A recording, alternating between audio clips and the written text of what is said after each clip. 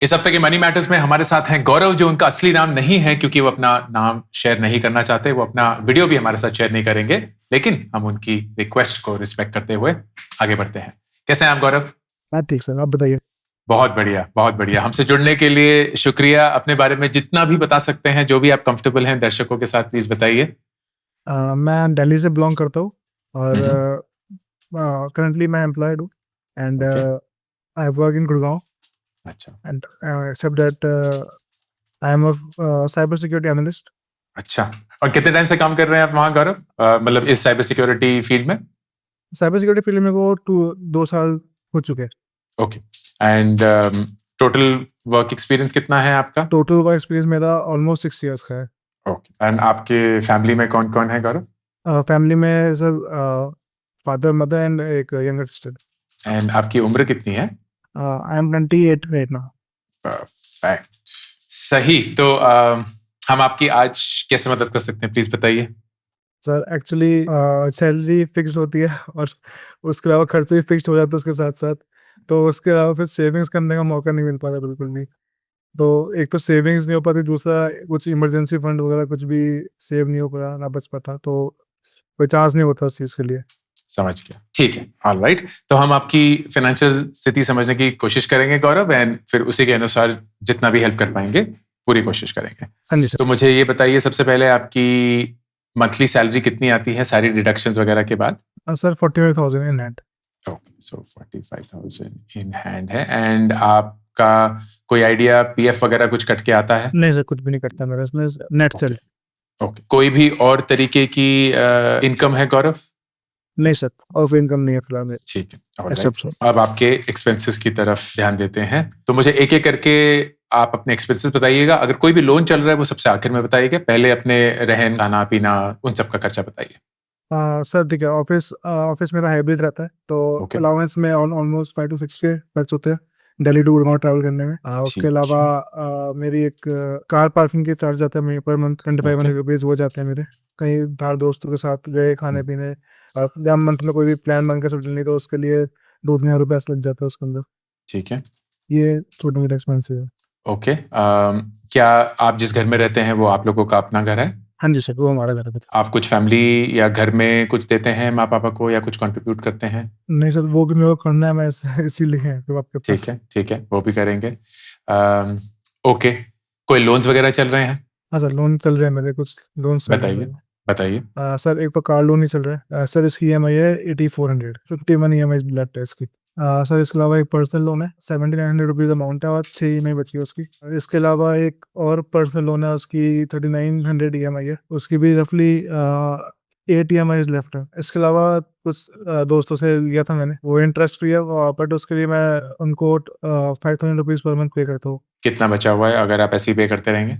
Sir मेरा बचा हुआ है अभी, अगर 5000 पर मंथ ज़्यादा है तो मेरा अभी 50,000 बचा हुआ है मेरे पास। ओके, तो 10 बचे हुए हैं। हाँ, और इसके अलावा और कुछ नहीं है, इतना ही है। ठीक है। ये जान सकता हूँ गौरव कि ये पर्सनल लोन्स और दोस्तों से जो लोन्स लिए थे वो किस लिए लिए थे? सर वो एक्चुअली हुआ क्या था, कोविड के टाइम पे जॉब में से मेरे को ले ऑफ कर दिया था, तो उस टाइम मेरे पास कुछ भी नहीं था, ना इमरजेंसी सेविंग ना कुछ फंड।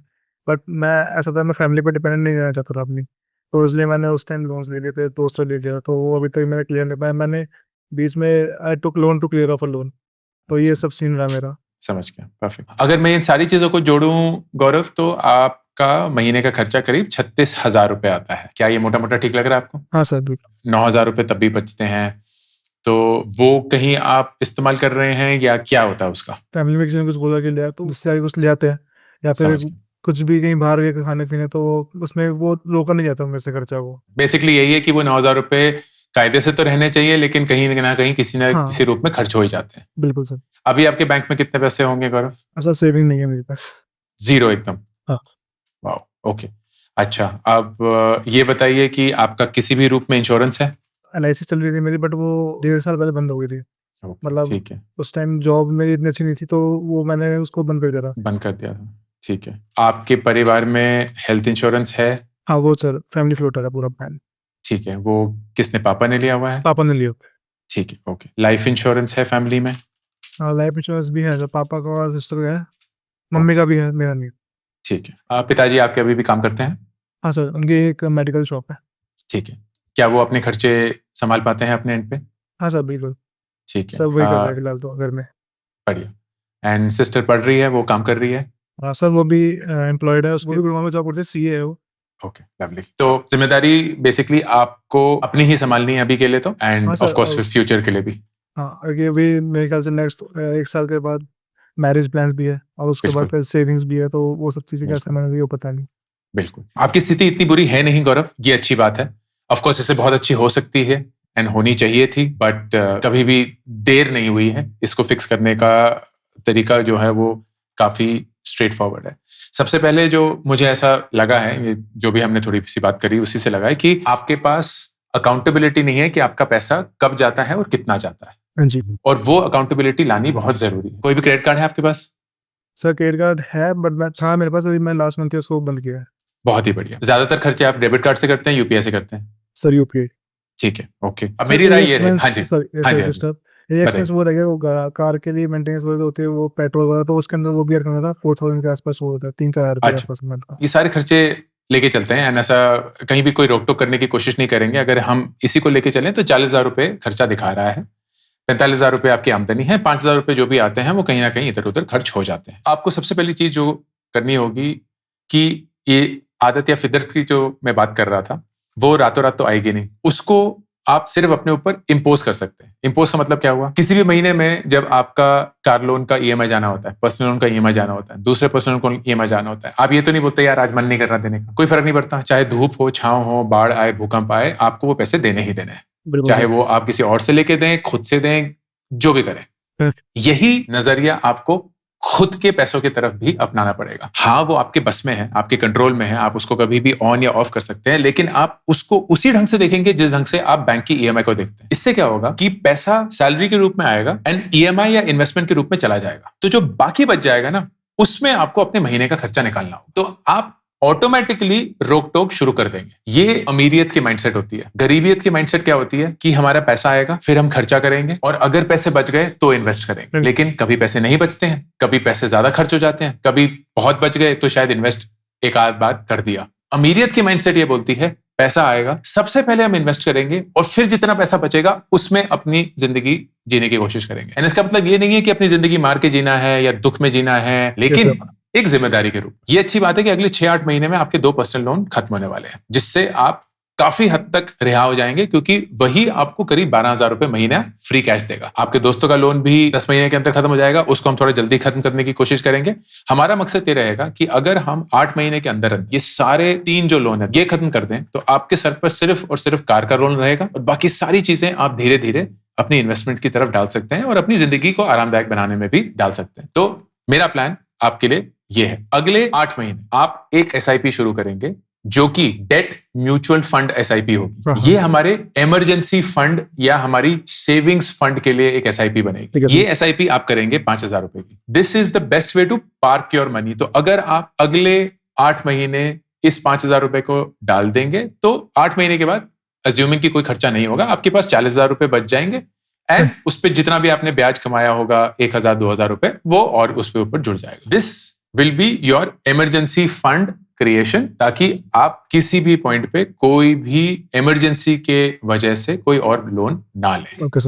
6 महीने बाद जब आपका पहला पर्सनल लोन क्लियर हो गया 7,900 वाला, जो ये 7,900 रुपए एक्स्ट्रा आपके पास रहेंगे वो आप अपने दोस्तों के लोन की तरफ कंट्रीब्यूट करेंगे। तो जहां आप 5,000 रुपए महीना देते हैं, वहीं आप 10,000 रुपए महीना उनको देंगे, क्योंकि आपके पास अब देने की क्षमता होगी 6 महीने बाद, ताकि 8 महीने के अंदर अंदर तीनों लोन्स चुका चुके हैं। इनफैक्ट कैलकुलेशन ये है कि आप 7 महीने के अंदर ही तीनों लोन चुका देंगे। अब उस पॉइंट पे शायद आपकी थोड़ी इंक्रीमेंट भी हो गई होगी, कोई शायद बोनस भी मिल गया होगा, जो भी है हम उसको अज्यूम नहीं कर रहे हैं, हम मान के चल रहे हैं कि वो 0 ही रहेगा एंड आप इसी इनकम पे आगे रहेंगे।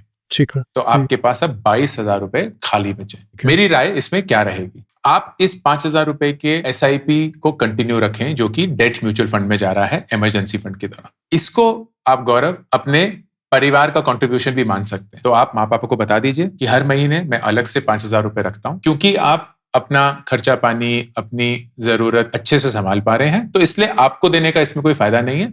मैं अलग से इसको इन्वेस्ट कर रहा हूं। किसी भी पॉइंट पे अगर घर के लिए जरूरत हो, आपको जरूरत हो, किसी और चीज से जरूरत हो, हम इस पैसे को यूज कर सकते हैं। ठीक है सर। बच गए अब 17,000 रुपए। इस 17 में से आप 2,000 रुपए और अपने लिए रख लीजिए, अपने पर्सनल एक्सपेंसेस जो भी हैं। बच गए अब 15,000। अब इस 15,000 को आप कैसे बांटेंगे? 7,000 रुपए आप एक निफ्टी 50 म्यूचुअल फंड SIP शुरू करेंगे। 4,000 रुपए आप डालेंगे एक फ्लेक्सी कैप म्यूचुअल फंड में, एंड बाकी के 3,000 रुपए आप डालेंगे एक स्मॉल कैप म्यूचुअल फंड में। अब मैं आपको बताना चाहता हूं कि ये अगर आप बेसिक से इन्वेस्टमेंट शुरू करते हैं एंड इसको धीरे धीरे हर साल बढ़ाने की कोशिश करेंगे तो 5, 10, 20 साल के अंदर ये पैसा कितना बन सकता है। 5% से हर साल बढ़ाएंगे, मतलब 7,000 रुपए की SIP पहले साल, फिर 7,350 रुपए की SIP दूसरे साल, तो 5% से बढ़ती रहेगी, जो आपकी सैलरी से भी उतना ही बनता रहेगा। 5 साल के अंदर आपके पास करीब 13 लाख रुपए होंगे। यही बढ़कर 10 साल में करीब 42 लाख हो जाएंगे। यही बढ़कर 20 साल में 2 करोड़ 35 लाख हो जाएंगे। तो इस पॉइंट पे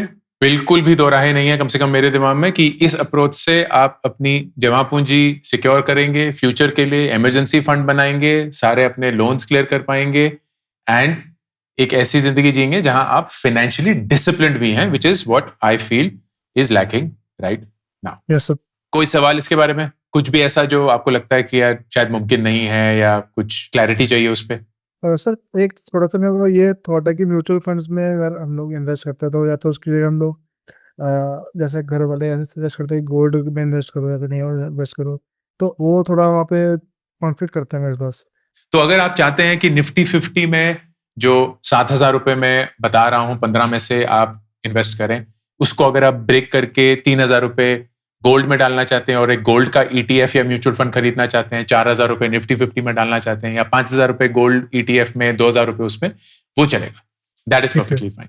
फिजिकल गोल्ड प्लीज मत खरीदेगा, क्योंकि उसमें बेकार के कट्स आते हैं, उसमें प्योरिटी इश्यूज होती हैं, स्टोरेज इश्यूज होती हैं, सिक्योरिटी इश्यूज होती हैं, और फिर जब आप बेचने जाएंगे तो कुछ कट पिट के ही आएगा, GST भी देना पड़ेगा। Digital gold in the form of gold ETF वो सबसे बढ़िया है, बिकॉज वो गोल्ड से एकदम कनेक्टेड होता है। ठीक है सर। और कोई सवाल, कुछ भी और? सर एक ये प्लान कर रहा था कि अगर मैं थोड़ा मेरी इंक्रीमेंट हो जाएगी, मैं जॉब स्विच करूंगा, तो उसके बाद अगर मेरे को घर के लिए प्लानिंग करनी है तो वो मैं कैसे कर सकता हूँ? मेरी राय पर्सनल ये रहेगी कि 28 साल की उम्र में या कम से कम अपनी 20s में घर के बारे में मत सोचिए। इसके 3 कारण है। नंबर 1, क्योंकि आप IT में काम करते हैं, कल को आपको किसी दूसरे शहर में नौकरी मिल गई, किसी दूसरे देश में नौकरी मिली, किसी दूसरी जगह कोई और अपॉर्चुनिटी मिली, तो आप इमोशनली एक घर के साथ नहीं बंधना चाहते। जब आपका परिवार सेटल हो गया होगा, आपके बच्चे हो गए होंगे, आपको पता है कि यार आप इस शहर में अगले 10-20 साल रहने वाले हैं, that is the right time to buy a house which is around 35 to 40 years.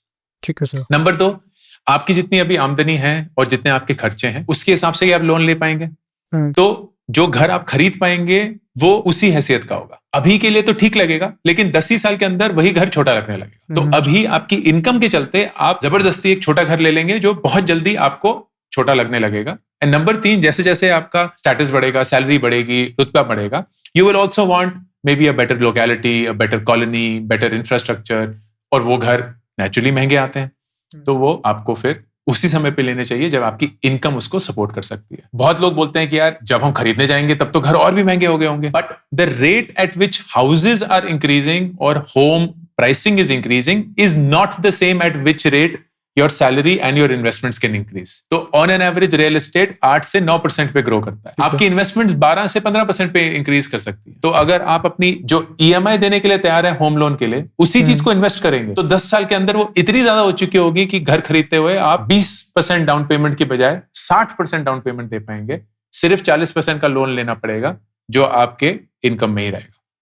ठीक है सर, ये रियलिटी अच्छा है। तो 5, 6, 7 साल अच्छे से इन्वेस्ट करते हैं, बढ़िया सा एक कॉर्पस बनाते हैं, ताकि अगर 1, 1.5, 2 करोड़ का घर लेना भी पड़े तो उसमें से अपने ही खुद के इतने पैसे हों कि लोन बहुत कम लेना पड़ेगा। ठीक है sir. Perfect. All the best Gaurav, take care. Thank you so much sir.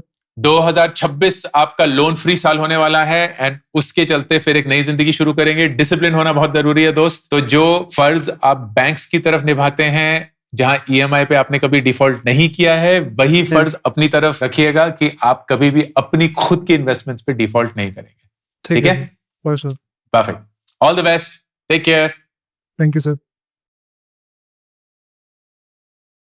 I'm super thrilled to announce my new latest project, India Genius Challenge. ये एक nationwide hunt है भारत के brightest young students का, aged between 13 to 15 years. एक online round followed by the national finals that will happen in Delhi, जहां सबसे brightest students को मिलेगी 10 लाख रुपए की स्कॉलरशिप. ऑनलाइन राउंड्स में daily, weekly, monthly winners announce होंगे. उनको मिलेंगे iPhones, iPads, PS5s, books, trophies, certificates and a lot more, all leading to the national finals happening in Delhi. Please, अगर आप किसी 13 से 15 साल के बच्चे को जानते हैं, आपके परिवार में कोई है या आप खुद वो हैं, then log on to indiageniuschallenge.com and start playing the challenge.